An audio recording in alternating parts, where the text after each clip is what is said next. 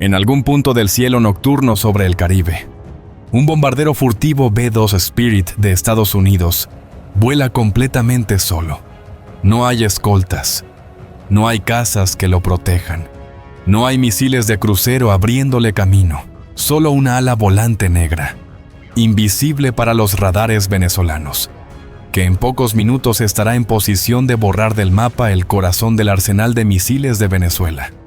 En tierra, la rutina parece normal. En una instalación enterrada en las montañas al sur de Maracaibo, los guardias hacen rondas, los oficiales revisan inventarios y en Caracas se habla de disuasión y equilibrio regional, bajo metros de concreto reforzado. Los planificadores creen tener la carta estratégica que les permitirá desafiar a Estados Unidos y proyectar poder mucho más allá de sus fronteras. Nadie sabe qué, muy por encima de las nubes.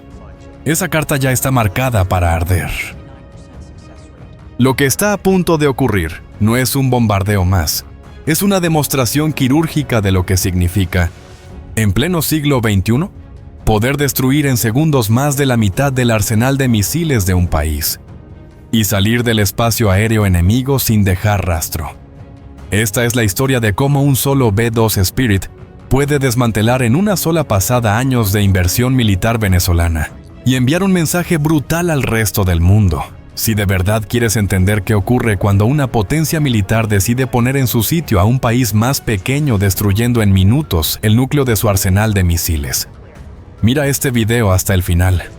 No olvides suscribirte al canal, dejar tu like y contarme en los comentarios desde qué país nos estás viendo. ¿Y qué crees que debería hacer el mando venezolano después de ver cómo un solo B-2 borra casi toda su capacidad misilística en una sola noche? 4:15 de la mañana, hora Venezuela. Un bombardero estratégico B-2 Spirit de la Fuerza Aérea de Estados Unidos, con el distintivo de cola AB-12 y designación operativa, Spirit of Georgia, sobrevolaba el Mar Caribe a una altitud de crucero de 15.000 metros. La aeronave, pilotada por el coronel Marcus Thompson y el mayor Daniel Reeves, había partido desde la base aérea Whiteman en Missouri aproximadamente 9 horas antes, completando un vuelo de aproximadamente 4 kilómetros que incluía 3 reabastecimientos en vuelo realizados con total precisión por aviones cisterna, cassette, centrenza o stratotanker. Su misión era tan delicada como devastadora, representando uno de esos momentos en los que la tecnología militar más avanzada del mundo se emplea para eliminar una amenaza considerada crítica para la seguridad nacional estadounidense. Y déjame decirte algo, lo que estaba a punto de suceder cambiaría completamente el equilibrio de poder en la región, demostrando una vez más que cuando Estados Unidos decide actuar, lo hace con una precisión y una fuerza que pocas naciones del mundo pueden siquiera imaginar. El B-2 Spirit es, sin exageración alguna, una de las piezas de ingeniería militar más impresionantes jamás construidas por la humanidad, con un costo unitario de aproximadamente $2,200,000 considerando desarrollo y producción. Este bombardero de ala volante representa la culminación de décadas de investigación en tecnología furtiva, aerodinámica avanzada y sistemas de guerra electrónica de última generación. La aeronave, con una envergadura de 52 metros y una longitud de apenas 20 metros, presenta un perfil visual completamente único en los cielos. Una forma triangular aplanada, que parece desafiar las leyes convencionales de la aerodinámica, y que más importante aún genera una firma de radar equivalente a la de un pájaro pequeño. Esto significa que los sistemas de defensa aérea convencionales tienen enormes dificultades para detectarlo, rastrearlo y, desde luego, atacarlo efectivamente. Thompson, el comandante de la aeronave, contaba con 300-400 horas de vuelo en bombarderos estratégicos, incluyendo 890 horas, específicamente en el B-2. Era un veterano de operaciones en el Medio Oriente, donde había participado en 47 misiones de combate real contra objetivos fortificados en zonas de alta amenaza. Su compañero Reeves aportaba 2.100 horas de experiencia total y 420 horas en el Spirit. Además de ser un experto reconocido en sistemas de armas de precisión y navegación por satélite, ambos pilotos habían pasado las últimas 6 semanas entrenando específicamente para esta misión en simuladores de alta fidelidad, que recreaban hasta el más mínimo detalle del perfil de vuelo, las condiciones atmosféricas esperadas y los posibles escenarios de respuesta enemiga. La cabina del B-22, aunque espaciosa en comparación con casas de combate convencionales, seguía siendo un ambiente intensamente concentrado, donde cada instrumento, cada pantalla y cada control tenían un propósito específico y crítico. Thompson monitoreaba constantemente los sistemas de navegación inercial y GPS que proporcionaban actualizaciones de posición con una precisión de menos de 3 m. Simultáneamente supervisaba los 4 motores turbofan General Electric F-118, cada uno capaz de generar 7,700 kg de empuje sin posquemadores, ya que el B-2 había sido diseñado para operar de manera subsónica con el fin de maximizar su eficiencia de combustible y minimizar su firma infrarroja, Reves. Por su parte, se concentraba en los sistemas de armas y en las computadoras de misión que procesaban datos de inteligencia actualizados en tiempo real a través de enlaces satelitales seguros, en las entrañas del B-2 distribuidas en 2 bahías de armas internas que tenían una capacidad combinada de 18,000 kilolósocos. Se encontraban las armas seleccionadas específicamente para esta misión. 8 bombas guiadas por GPS GBU-31. Tamam de 900 kilos cada una, estas municiones, que combinaban kits de guía de precisión con bombas convencionales. Marco Chase 4 eran capaces de impactar objetivos con una precisión circular, probable de menos de 5 m de altitudes superiores a los 15 milímetros. Independientemente de las condiciones meteorológicas o de la visibilidad, el sistema de guía GPS INS permitía que las bombas siguieran trayectorias balísticas calculadas con extrema precisión, realizando ajustes constantes mediante aletas móviles, que corregían cualquier desviación causada por vientos en altitud o variaciones atmosféricas. Pero déjame retroceder un poco para que comprendas exactamente cómo llegamos hasta este punto, porque la historia detrás de esta misión es fascinante por su complejidad operacional y por las enormes implicaciones estratégicas que representaba.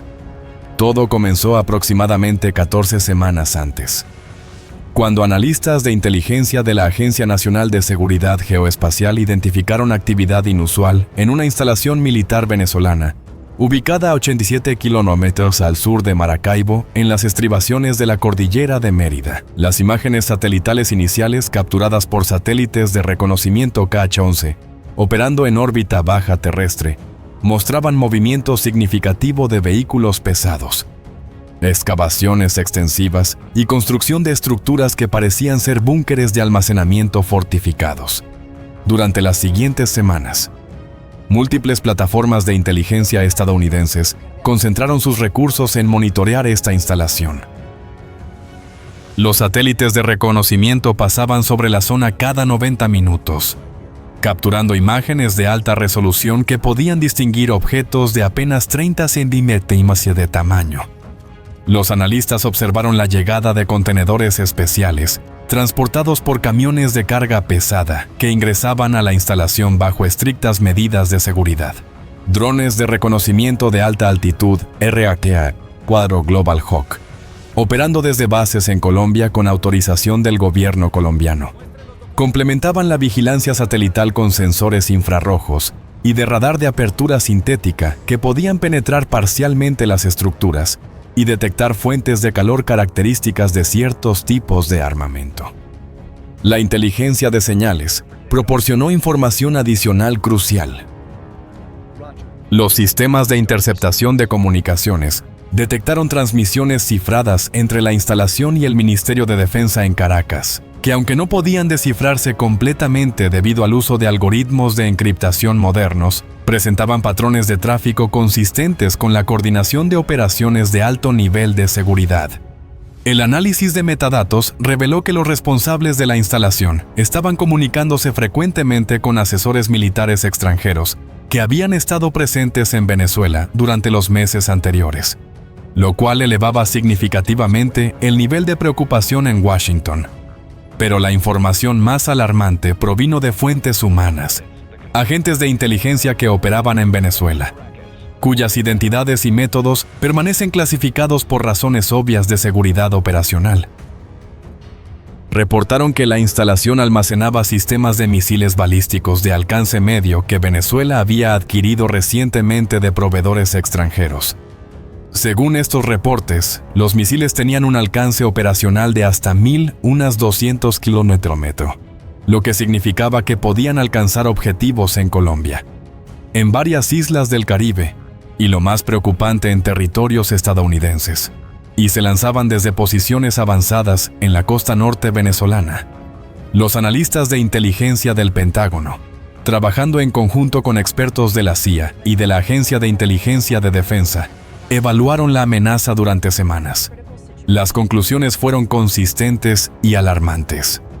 Venezuela estaba construyendo una capacidad de proyección de poder que podría alterar fundamentalmente el equilibrio estratégico en la región. Los misiles almacenados en esta instalación, si estaban equipados con ojivas convencionales de alta potencia o en un escenario de pesadilla con algún tipo de agente químico o biológico, representaban una amenaza directa contra intereses estadounidenses. Y aquí está la parte que realmente preocupaba a los planificadores militares. La instalación estaba siendo fortificada de tal manera que un ataque convencional con misiles de crucero podría no ser suficiente para garantizar su destrucción completa. Los ingenieros militares venezolanos habían aprendido de conflictos anteriores. Habían construido los búnkeres de almacenamiento con concreto reforzado de más de 3 metros de espesor, recubierto con capas adicionales de acero y materiales diseñados para absorber impactos de explosivos convencionales. Habían excavado las instalaciones parcialmente en la ladera de una montaña, aprovechando la roca natural como protección adicional. Habían instalado sistemas de defensa aérea de corto alcance alrededor del perímetro, incluyendo baterías de misiles portátiles y cañones antiaéreos de 20 y 30 mm. Y quizás lo más inteligente desde una perspectiva defensiva, habían construido instalaciones señuelo en las cercanías para confundir a posibles atacantes y dispersar los impactos en caso de un ataque con misiles. Entonces, cuando los estrategas militares estadounidenses se reunieron para discutir opciones, la pregunta no era si atacar la instalación, sino cómo hacerlo, de manera que garantizara su destrucción completa mientras minimizaba los riesgos para el personal estadounidense y evitaba daños colaterales innecesarios. Un ataque con misiles de crucero Tomahawk, aunque tentador por su capacidad de ser lanzados desde distancias seguras, presentaba el problema de que Venezuela tendría tiempo para detectar los misiles entrantes y potencialmente mover los activos críticos o activar contramedidas. Un ataque con aviones de combate convencionales requeriría supresión de defensas aéreas, lo que implicaría múltiples oleadas de ataques y mayor riesgo de escalada. Operaciones terrestres especiales simplemente no eran viables debido a la ubicación remota y bien defendida de la instalación. La solución que finalmente se aprobó fue utilizar el BD Spirit precisamente por sus capacidades únicas. El bombardero podría penetrar el espacio aéreo venezolano sin ser detectado, posicionarse directamente sobre el objetivo y lanzar bombas de penetración de alta precisión que atravesarían las fortificaciones antes de detonar en el interior, maximizando el daño a los sistemas de misiles almacenados mientras minimizaban el riesgo para la tripulación. Era una solución elegante desde una perspectiva militar. Un solo bombardero, una sola pasada sobre el objetivo, máximo efecto destructor. La autorización para la misión llegó desde los niveles más altos del gobierno estadounidense. El presidente, tras ser informado detalladamente sobre la amenaza que representaba la instalación y las opciones disponibles para neutralizarla, dio su aprobación después de consultar con el Consejo de Seguridad Nacional, el secretario de Defensa y los comandantes combatientes relevantes. La orden ejecutiva especificaba claramente los objetivos de la misión destrucción completa de los sistemas de misiles y la infraestructura de almacenamiento, minimización de bajas civiles y, crucialmente, negación plausible en caso de que la operación se hiciera pública prematuramente. Thompson y Reeves recibieron su briefing final de misión 36 horas antes del despegue, en una sala de conferencias segura en la base Whiteman. Analistas de inteligencia les mostraron las imágenes satelitales más recientes de la instalación, identificando con precisión los puntos de impacto designados para cada una de las 8 bombas que transportarían.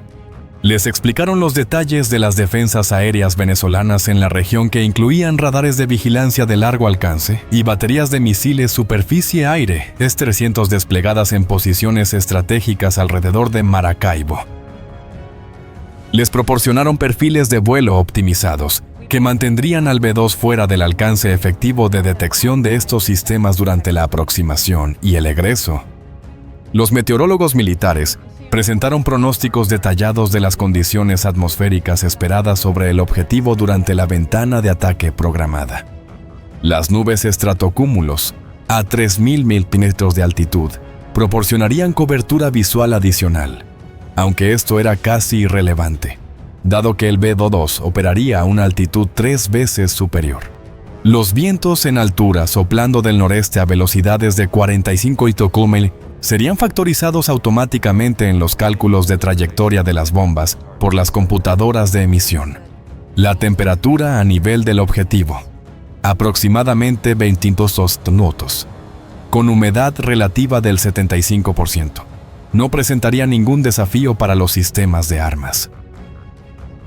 Los especialistas en guerra electrónica les informaron que aviones de apoyo EA-18G Growler estarían operando en el espacio aéreo internacional al norte de Venezuela durante la ventana de la misión, proporcionando interferencia electrónica de cobertura que degradaría significativamente la efectividad de los radares venezolanos, sin revelar directamente la presencia del B-2.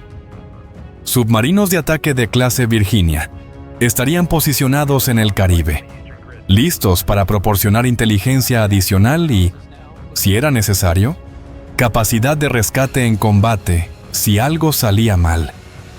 Aviones de reconocimiento RC-35, Rivet Joint, estarían monitoreando todas las comunicaciones militares venezolanas, proporcionando alertas tempranas si las fuerzas enemigas detectaban la presencia del bombardero. Durante las 24 horas previas al despegue, Thompson y Reeves pasaron por rituales que habían perfeccionado a lo largo de años de operaciones de alto riesgo. Revisaron meticulosamente cada sistema del B-2 durante las inspecciones prevuelo, verificando personalmente aspectos críticos, aunque los técnicos de mantenimiento ya hubieran completado sus propias verificaciones exhaustivas. Estudiaron las rutas de vuelo hasta memorizarlas, identificando puntos de referencia geográficos y waypoints de navegación. Repasaron procedimientos de emergencia para docenas de escenarios diferentes: falla de motor, problemas con sistemas de armas, interceptación enemiga, condiciones meteorológicas adversas. Practicaron en simuladores las secuencias exactas de lanzamiento de armas, ejecutando la misión virtualmente una docena de veces hasta que cada movimiento, cada verificación y cada decisión se volvieron automáticos. Y entonces llegó el momento, a las 6:30 de la tarde, hora local de Missouri, unas 9 horas antes de que el B-2 alcanzara su posición de ataque sobre Venezuela. Thompson y Reeves subieron a la cabina del Spirit of Georgia.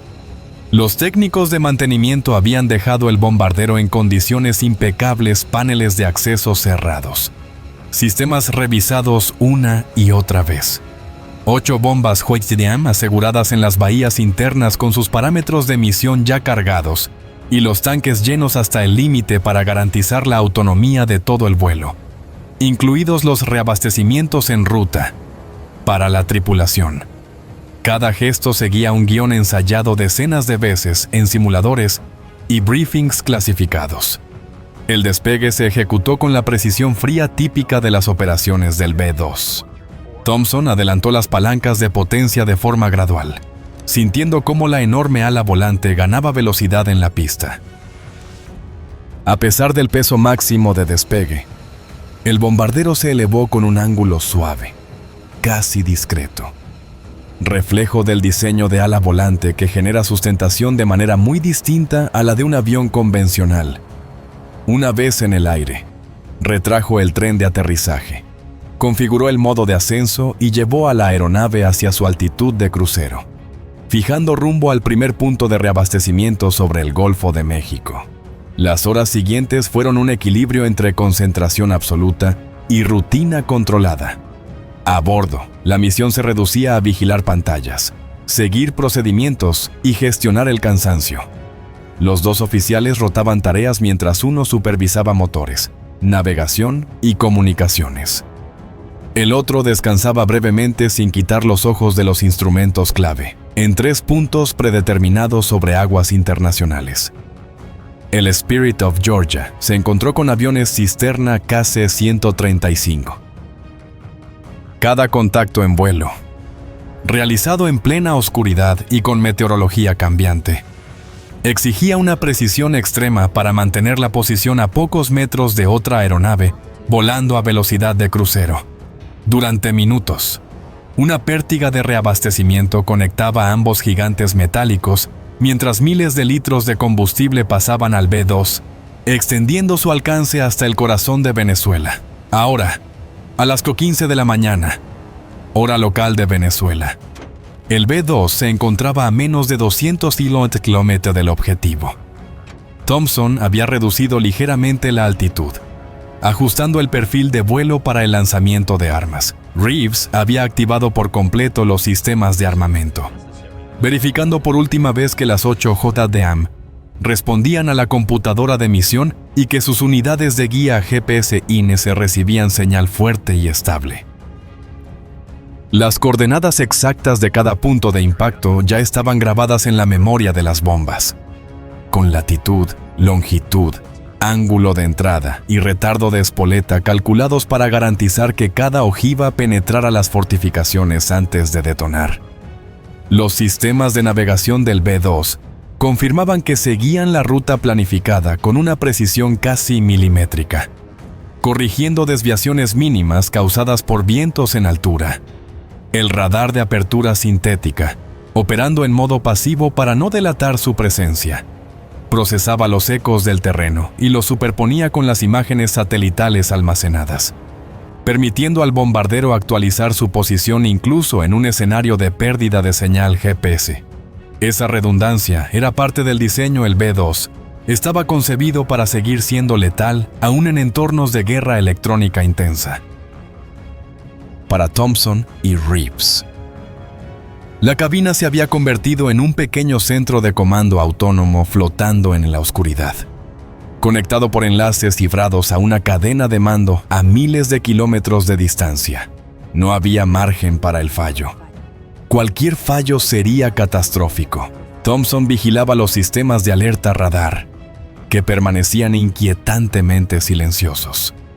Los radares venezolanos de vigilancia aérea, aunque activos según la inteligencia más reciente, simplemente no veían al intruso. La firma de radar del Spirit of Georgia era tan pequeña que, para los sistemas ST-300 desplegados alrededor de Maracaibo, el bombardero era poco más que ruido en el fondo del espectro electromagnético. En la práctica, era como si no existiera, deslizándose invisible a través del cielo nocturno venezolano mientras se acercaba de forma implacable a su blanco. Cada milla recorrida sin disparos ni alarmas confirmaba que la apuesta por la tecnología furtiva seguía funcionando. A 180 kilómetros del objetivo, Reeves inició la secuencia de preparación final de armas. En las pantallas multifunción revisó una por una las bombas, confirmando estado, guía y baterías. Las bahías internas, selladas herméticamente durante el crucero para proteger la baja observabilidad del B-2, recibieron la orden de prepararse para apertura. Los sistemas hidráulicos que moverían las compuertas comprobaron presión y recorrido. Al mismo tiempo, las JDAM ejecutaron sus autodiagnósticos, dejando todo listo para el momento de la liberación. A 120 kilómetros del objetivo, exactamente según el plan. Thompson inició un giro suave hacia la izquierda para alinear la trayectoria del B-2 con el eje de ataque óptimo. Ese vector había sido calculado por computadoras en el Pentágono, combinando la disposición de los búnkeres, la dirección de los vientos en altura, las posiciones de las defensas antiaéreas conocidas y la ruta de salida que permitiría abandonar el espacio aéreo venezolano lo antes posible después del ataque.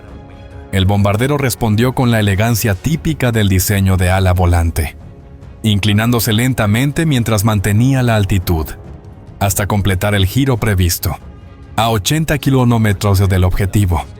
Los sistemas de armas alcanzaron estado de liberación. Las compuertas de las bahías, de varios metros de longitud, comenzaron a abrirse, exponiendo finalmente las 8 JDAM suspendidas en sus soportes internos. Era uno de los momentos más delicados de toda la misión cada vez que el B-2 abría sus bahías. Su firma de radar aumentaba.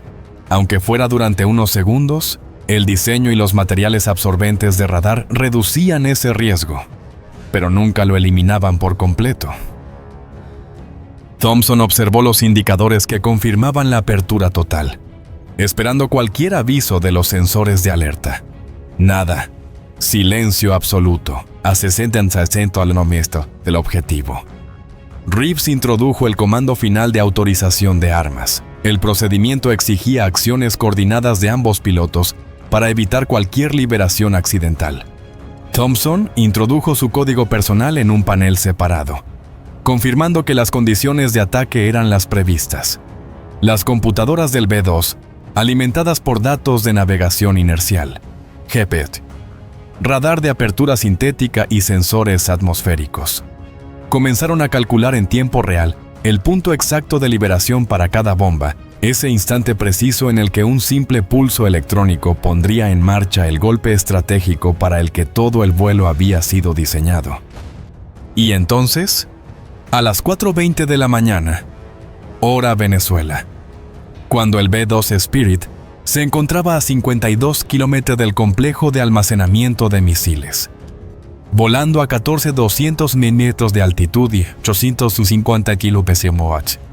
Las computadoras de misión determinaron que se había alcanzado el punto de liberación óptimo.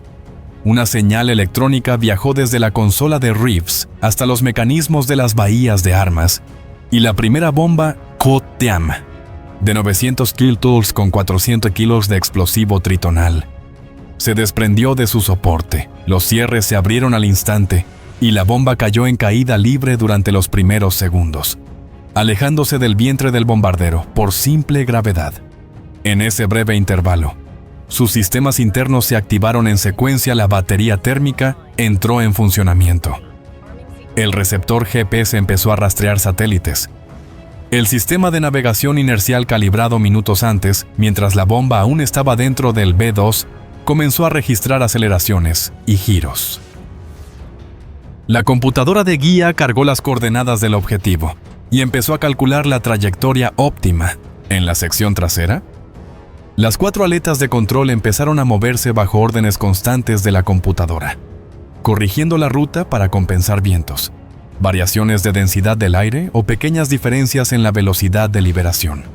Exactamente 1.8 segundos después, la segunda JDAM fue soltada, seguida por las otras 6 con el mismo intervalo.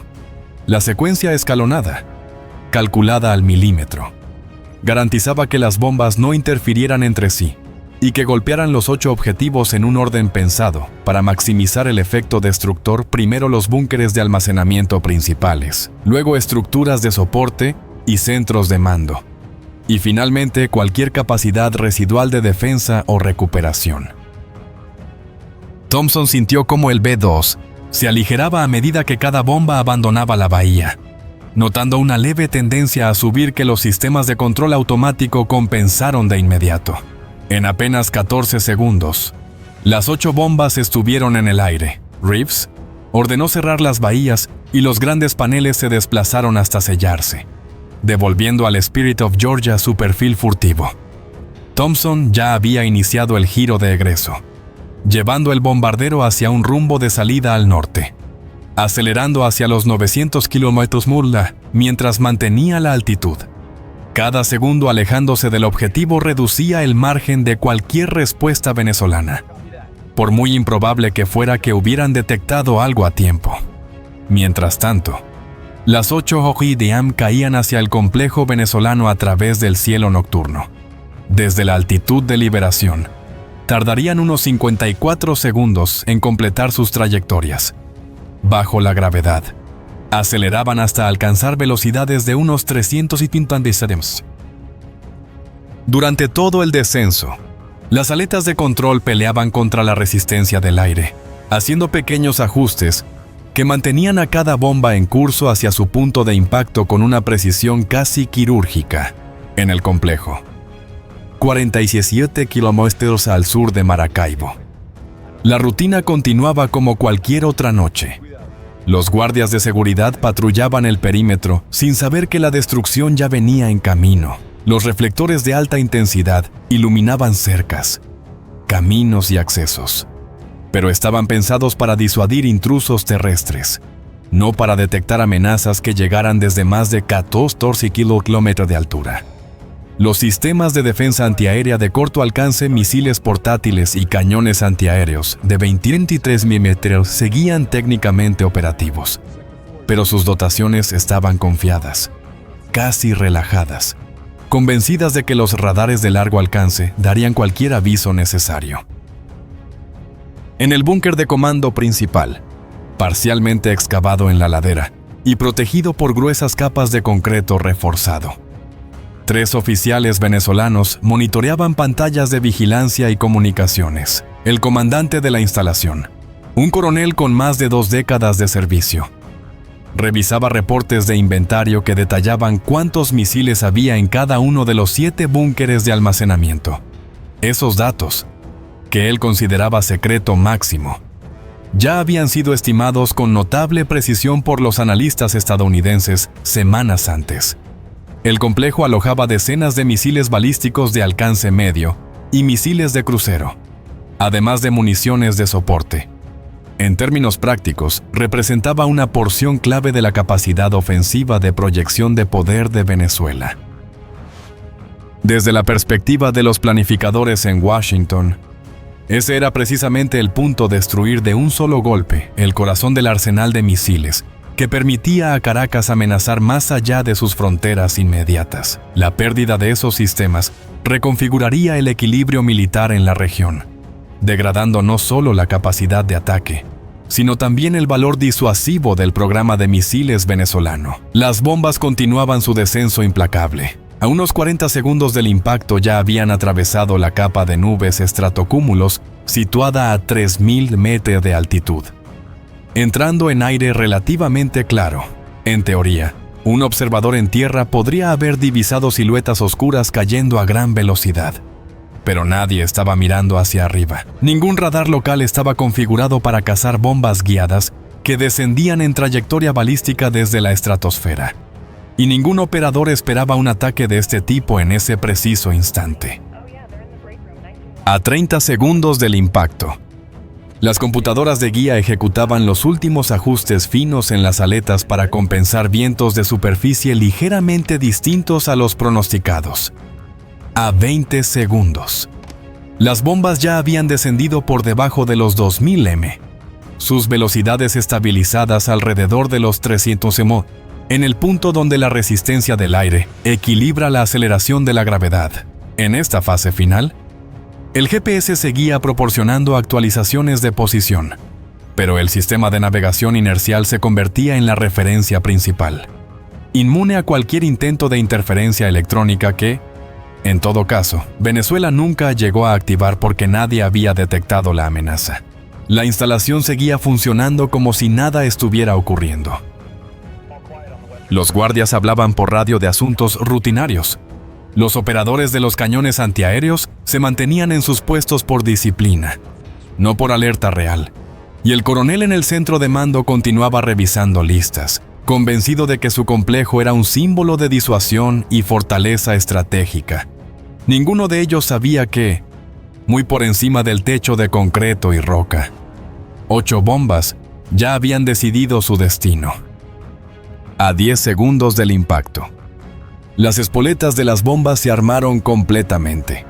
Estas espoletas, diseñadas para penetrar objetivos fortificados, estaban configuradas con retardos que permitirían a las bombas atravesar el concreto reforzado y varias capas de protección estructural antes de detonar en el interior de los búnkeres, maximizando el daño al contenido almacenado.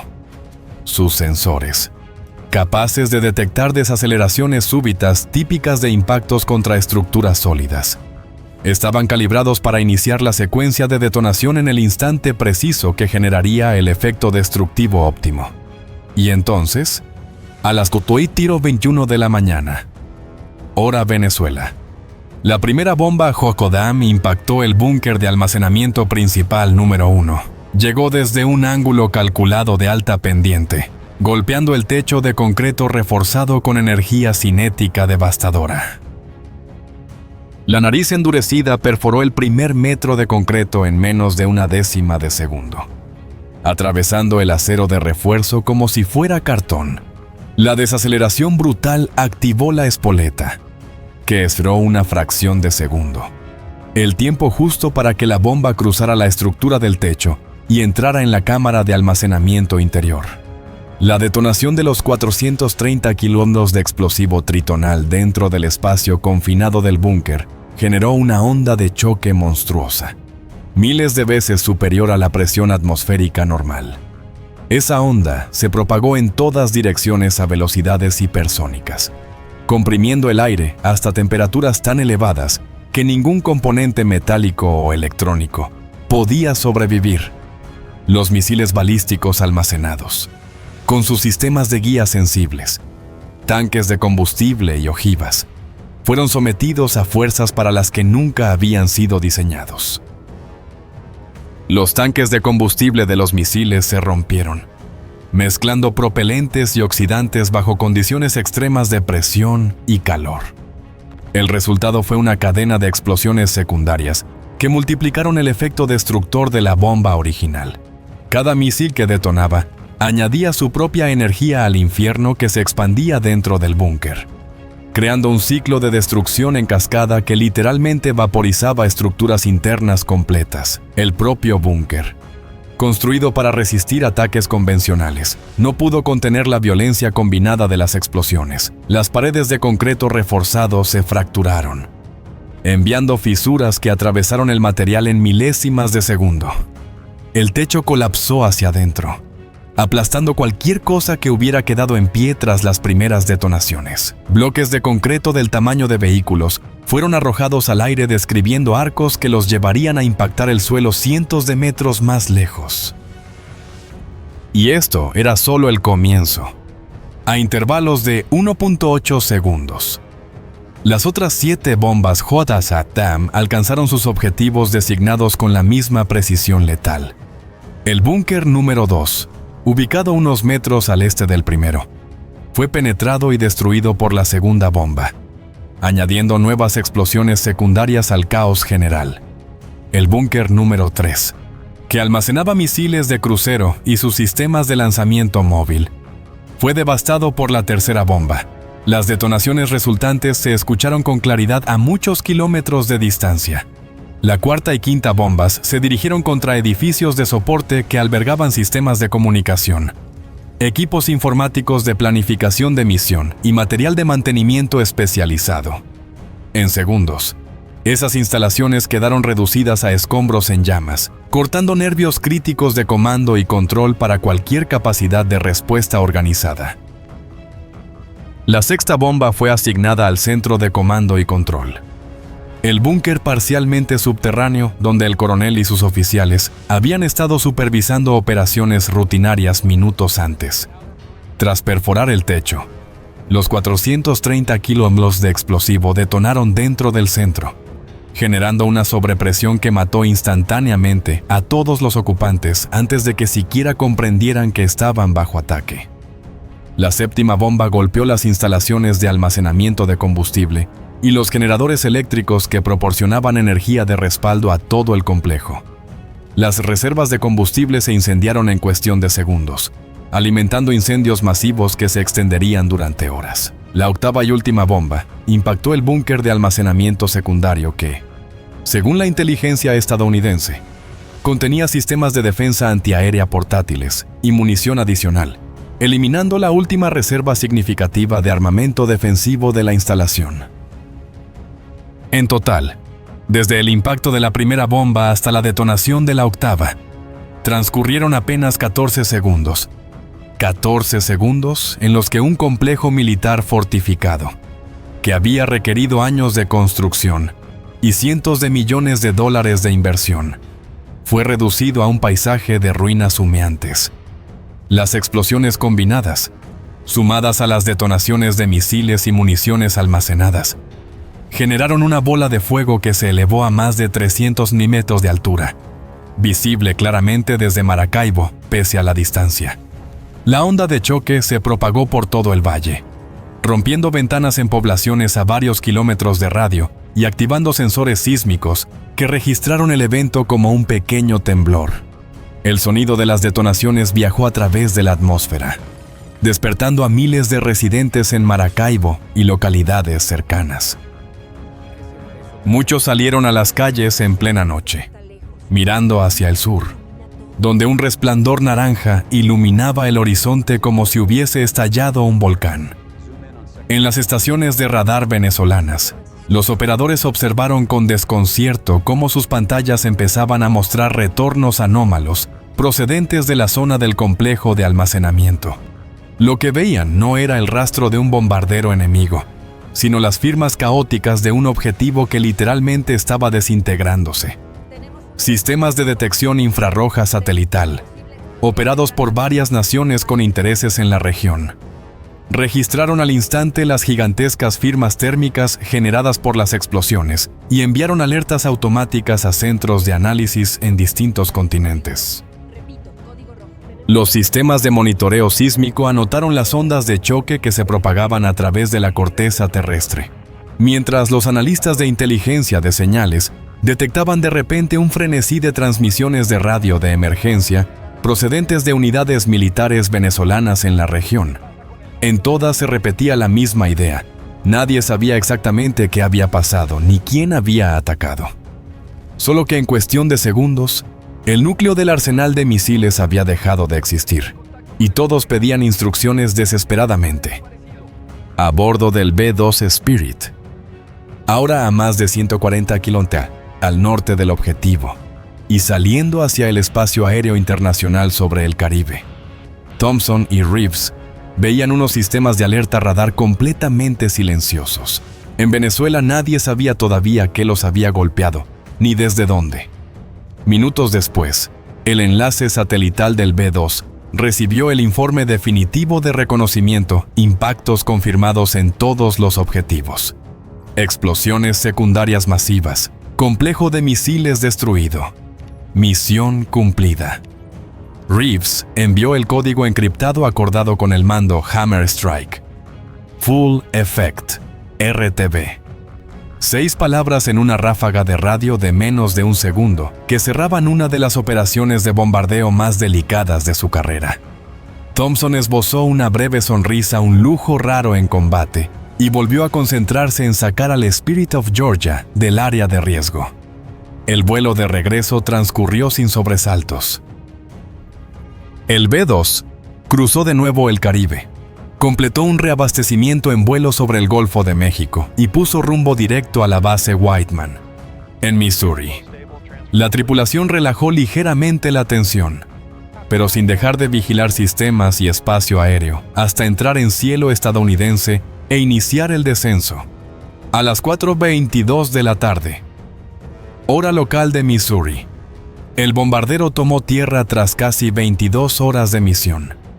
En la rampa, los técnicos necesitaron solo un vistazo para entender lo esencial: bahías de armamento vacías, estructura intacta, tripulación ilesa.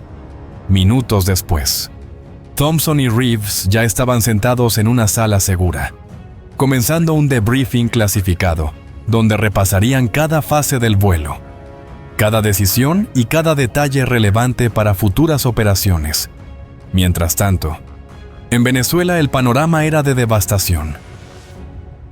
Las fuerzas de emergencia que trataron de acercarse al complejo destruido encontraron carreteras cortadas por cráteres, vehículos volcados, trozos de búnker repartidos por el valle y múltiples focos de fuego alimentados por combustible, municiones y restos de propelente.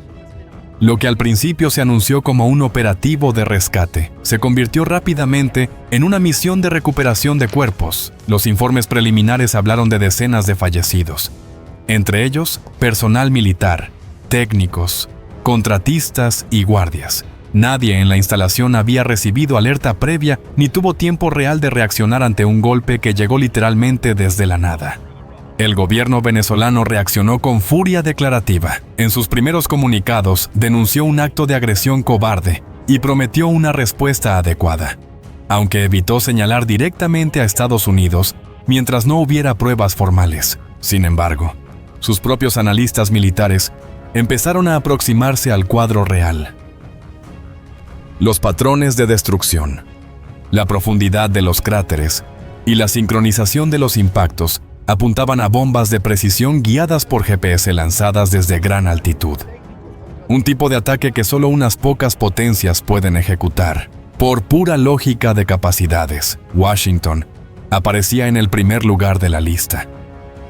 La investigación forense sobre el terreno terminó de cerrar el diagnóstico. Entre los restos del complejo se hallaron fragmentos de kits de guía Goddam y componentes electrónicos parcialmente intactos, con marcas de fabricación y números de serie de origen estadounidense. Aquello no era una prueba judicial directa contra la Casa Blanca, siempre podían esgrimirse teorías de material desviado o vendido a terceros. Pero para la comunidad de inteligencia internacional, la conclusión era obvia. Además, el nivel de precisión del ataque era revelador. Las 8 bombas habían impactado dentro de un área muy reducida alrededor de sus puntos óptimos, destruyendo en segundos búnkeres de almacenamiento, centro de mando, instalaciones de soporte y elementos clave de la defensa antiaérea. Eso implicaba no solo armas avanzadas, sino inteligencia extremadamente detallada sobre la disposición interna del complejo y una planificación al milímetro. Sumado a la ausencia total de detección previa del vector atacante, el retrato encajaba con un único sistema disponible, hoy el B-2 Spirit estadounidense. En el plano diplomático, la crisis no tardó en escalar. Venezuela presentó una queja formal ante el Consejo de Seguridad de la ONU, denunciando una violación flagrante de su soberanía y un acto de agresión injustificada. Se impulsó una resolución de condena, pero el veto de Estados Unidos impidió que prosperara. Varios miembros del Consejo expresaron preocupación por la escalada y pidieron moderación, pero evitaron señalar públicamente a un culpable concreto sin una investigación oficial concluida, dejando el asunto en una zona gris muy conveniente para las grandes potencias. Washington, por su parte, emitió comunicados cuidadosamente ambiguos. No confirmó ni negó haber participado en el ataque, pero subrayó que cualquier país que desarrolle capacidades ofensivas capaces de desestabilizar la región debe asumir las consecuencias de sus decisiones. Era una forma de enviar el mensaje sin pronunciar el nombre. Estados Unidos no iba a admitir nada en público, pero tampoco tenía intención de ocultar que posee la capacidad y la voluntad de neutralizar amenazas consideradas críticas. Desde la óptica estrictamente militar, el efecto fue demoledor. En una sola noche, Venezuela perdió alrededor del 60% de su capacidad de misiles balísticos y de crucero de alcance medio. Los sistemas que sobrevivieron, dispersos en otras instalaciones, quedaron expuestos en un país que ya había visto golpeados elementos clave de su defensa aérea en operaciones anteriores. La infraestructura de apoyo técnicos, equipos de mantenimiento, nodos de mando y control. Comunicaciones resultó tan dañada que reconstruir el nivel previo requeriría años de inversión y recursos que la economía venezolana difícilmente puede sostener. La disuasión que se pretendía lograr con ese arsenal se reveló frágil cuando se enfrentó a una plataforma furtiva que puede entrar, atacar y salir sin ser vista. Para los planificadores venezolanos, la lección es amarga. Incluso instalaciones profundas, reforzadas y ocultas, pueden ser destruidas en cuestión de segundos si el adversario dispone de superioridad tecnológica, inteligencia detallada y libertad de acción estratégica. Para el resto de la región, el mensaje también es claro. La brecha tecnológica entre Estados Unidos y la mayoría de las demás naciones no se reduce. Se amplía con cada nueva generación de plataformas furtivas, sensores, satélites y sistemas de mando y control. Los programas en desarrollo apuntan a bombarderos aún más difíciles de detectar y a armas todavía más precisas, integradas con algoritmos de inteligencia artificial capaces de optimizar rutas, blancos y ventanas de ataque. Y así, mi estimado seguidor, termina este análisis de cómo un solo bombardero, operado por 2 pilotos y respaldado por una red global de inteligencia, puede alterar en una noche el equilibrio de poder de toda una región. Si este escenario te ayudó a entender mejor cómo funciona realmente la guerra aérea moderna, te invito a suscribirte al canal, activar las notificaciones y compartir este contenido con quienes también quieran comprender estas dinámicas. Déjame en los comentarios qué otros aspectos de la guerra aérea, de los misiles o de la disuasión estratégica te gustaría que abordáramos en próximos videos. Y recuerda, todo lo que has escuchado es un escenario completamente ficticio, construido con fines educativos y analíticos a partir de capacidades públicas de los sistemas de armas mencionados. No describe hechos reales, ni refleja posiciones oficiales de ningún gobierno o fuerza armada.